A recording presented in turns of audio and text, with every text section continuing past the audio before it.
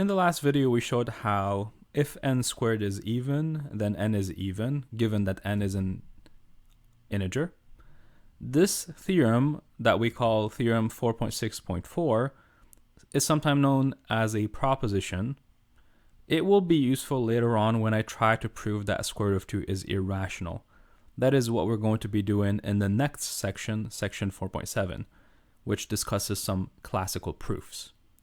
So it was very well known to the ancient Greeks that square root of 2 is irrational, and it uses this statement in the process of proving that.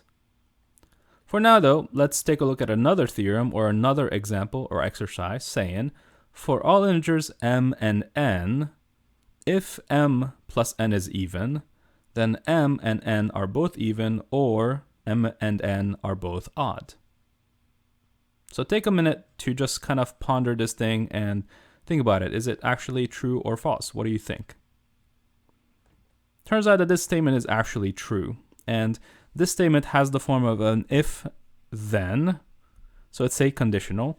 So I can try to prove it directly, which would be kind of difficult to do. And I can also try to prove it indirectly by using methods like the contradiction method or the contrapositive method. Now, there are times when both of those methods are available and they can be both done. So how do you know which one to select? How do you know whether you should pick the contradiction method or the contrapositive? You kind of have to go with your gut feeling, and if you have an if-then statement, then typically it's easier to go with the contrapositive method. Just write the contrapositive and prove that. And that's what we're going to be doing for this problem as well. So we begin in the same way as usual by writing the words proof by contrapositive right away inside parentheses, and that has to be displayed. And we begin by writing the contrapositive. Now this can be done on a scratch paper or it could be done in the middle of the proof. It's up to you. Typically speaking, you want to do this somewhere to investigate if it's even beneficial to do a contrapositive. So you may want to do this on a scratch paper, but then just record the final outcome of your contrapositive. In this case, my conditional statement is a complicated if-then statement. It has an if, then, and after the then, I have a statement made up of two parts. M and n are both even, or m and n are both odd. So this is a disjunction. So when you do the contrapositive, be careful because you have to swap the conclusion and hypothesis and you have to negate them. So in other terms, I have to write down if m and n are not both even and not both odd. Okay, keep in mind that what does it mean to say that they're not both even and that they're not both odd? It just means that one of them is even and one of them is odd.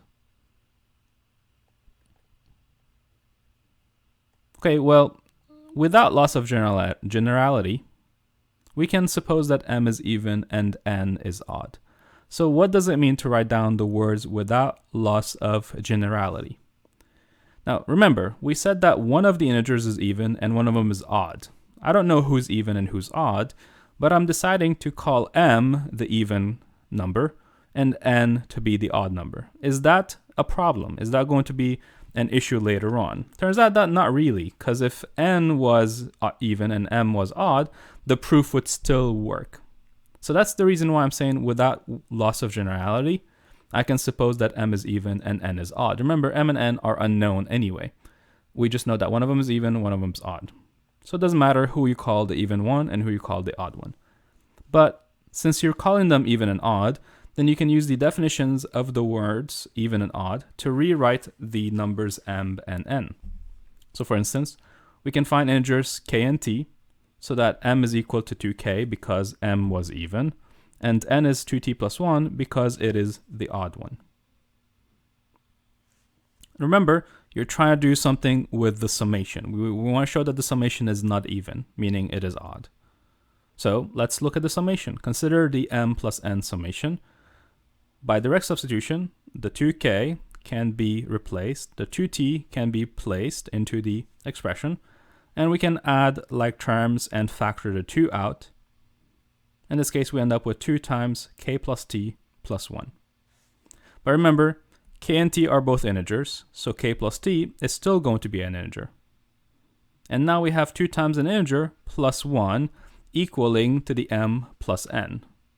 So in other terms, m plus n has the form of 2 times some integer plus 1, which is the form of an odd number.